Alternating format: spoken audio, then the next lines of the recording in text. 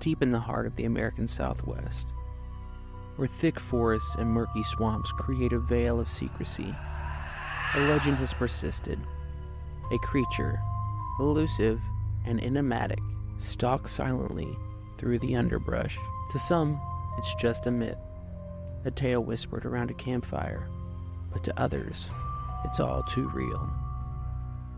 Known for its distinctive, overpowering odor and its towering presence, this creature has earned a name that captures both its essence and its enigma. The skunk ape. Stay tuned as we dive deep into the marshes of mystery, unearthing tales and testimonies and tantalizing hints about the South's very own Bigfoot. What's going on, guys? I'm Cliff Shanelzer, and welcome to Here With Us. We're going to start the show off with the Phantom Files. So first up this week comes from Mirror.com, from an article titled, Ghost Caught on Camera in Creepy Abandoned Ferry Where Human Bones Litter the Grounds. A group of paranormal researchers have claimed to caught a ghost monk on camera while investigating the ruins of a monastery. An eerie photo shows the ghost haunting the ruins of County Galloway, Ireland, according to these ghost hunters. The group, calling themselves the Paranormal Awakening Ireland, were filming at the famous medieval Ross Emily ferry crossing. Located in the Headford area, this monastery was established around 1460. This image was caught on an SLS camera while on a Facebook live stream. I don't know about you guys, but this thing looks like Uncle Fester to me. Damn, you gotta know it's hard times when ghosts are coming back and taking up jobs as ferrymen. Our next story comes from Newsweek, of all places. And if you thought normal funerals are expensive, wait till you find out about the most BDSM one you can get. At the end of last year in Pien, Poland, a woman was found buried with chains holding her neck to the ground. Not only did she have chains holding her to the ground, but she had a stake going straight through her sternum, also to keep her in the ground. Archaeologists think that they date the body back to around the 17th century, which at the time, the thought of vampires really did plague Eastern Europe. An archaeologist by the name of Dorozus Polianski, who found this body, claims that this was very common practice during the time, and there were other ways, such as cutting off the head or legs, burying the body face down, burning them, and smashing them with stones. I just imagine this is the most unrestful burial you can have. And our last story comes from the wonderful and wacky world of Zach Bagans. In a Newsweek article titled, Zach Bagans Buys $666 Satanic Six String, it turns out that Zach Bagans has acquired what he has been told is a haunted six string, which he purchased off Reverb.com. For those of you that don't know it, it's a resale site for musical gear. The description under the instrument claims that it's haunted, so Bagans purchased it to play it to see if anything would happen to him. Bagans is quoted in saying, I don't play the guitar very well, but rest assured I will play this one. And if you guys have any paranormal news you'd like to be seen on the show, feel free to email us at herewithuspodcast22@gmail.com. All right, that does it for the news this week. Now let's get into the show. But like always, before we jump in, if you can like and subscribe, hit notifications, or follow us on your favorite podcasting platforms. Let's get into it. All right, guys, so in tonight's episode, we're going to be covering the skunk ape. The skunk ape, or sometimes referred to as the Florida Bigfoot, is a humanoid cryptid that is said to haunt the swamps, forests, and other wild areas of Florida, as well as North Carolina and parts of Arkansas. Like Bigfoot or Sasquatch in the Pacific Northwest, skunk ape is usually referred to as a large, hairy, bipedal cryptid with the distinguishing feature of a particularly foul odor, reminiscent of that of rotten eggs or methane gas. Hence, this is where the name skunk ape comes from. Reports of a large, foul-smelling, ape-like creature have circulated the southern United States for decades, if not centuries. Native American tribes in the region have many legends of 7-foot-tall, ape-man-like creatures that had a terrible odor about them. There's even reports of skunk ape going all the way back to 1818 in Apalachicola, Florida, of a man or ape-like creature raiding food stores. And even the Seminole tribe have legends of a large, smelly, ape-like creature, which they refer to as Estikapkiki, which roughly translates to cannibal giant. So those are the historical sightings. Now let's move into some more recent ones from the 20th and 21st century.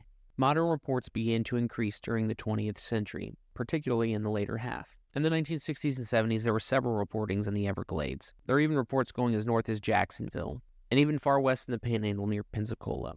There were several in the Brookville, Florida area in the 1950s. Even a Class A sighting, which means the person that made the report actually saw it face to face. A woman changing her tire on State Route 41 reported had gotten a flat tire and had gotten out to change it. This was later in the evening. As she was changing the tire, she noted hearing heavy breathing, rustling in the bushes when the creature emerged at about 7 foot tall, which lines up with a lot of the other reports. I'd also just like to add that skunk ape is reported to be several feet shorter than a regular Bigfoot or Sasquatch. When she had made contact and stood up, she locked eyes with the creature, which then she said seemed to be startled and turned back towards the forest and ran away. There are many stories like this of skunk ape throughout the state of Florida, and they've been reported to have been seen in packs, male and female.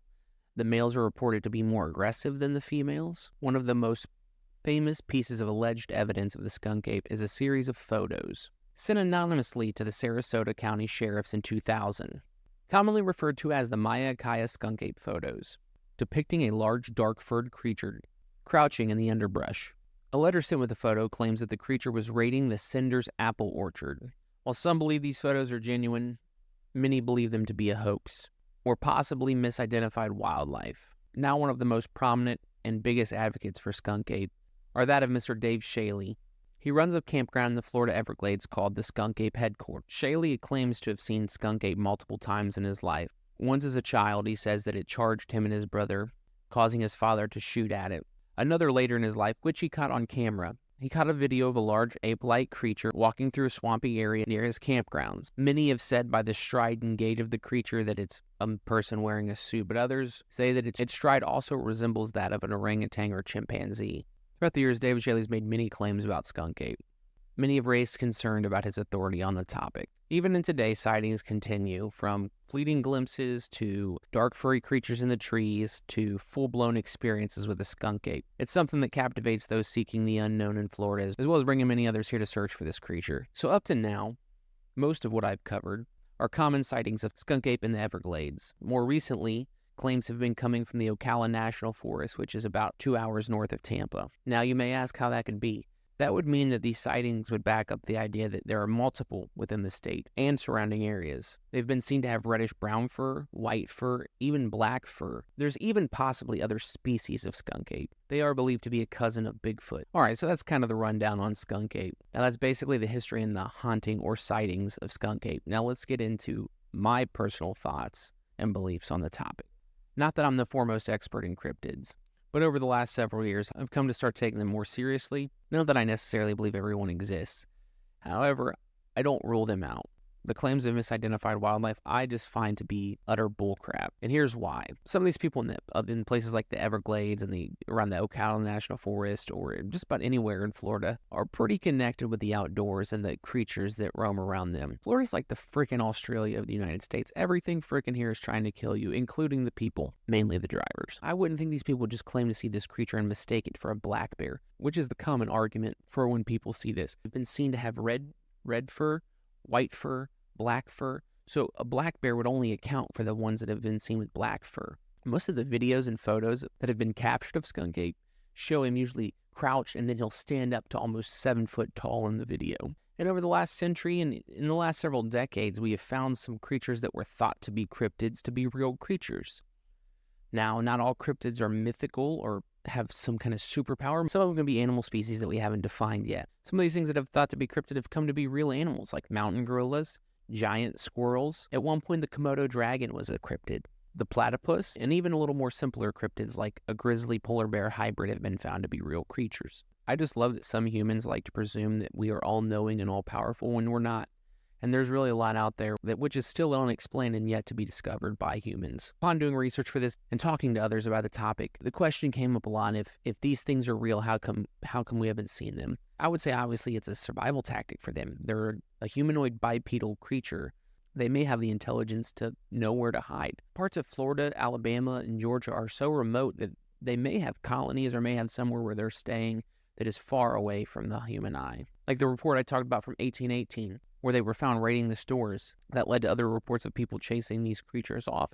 So they probably learned then that, yes, humans have food, but they'll also try to kill us.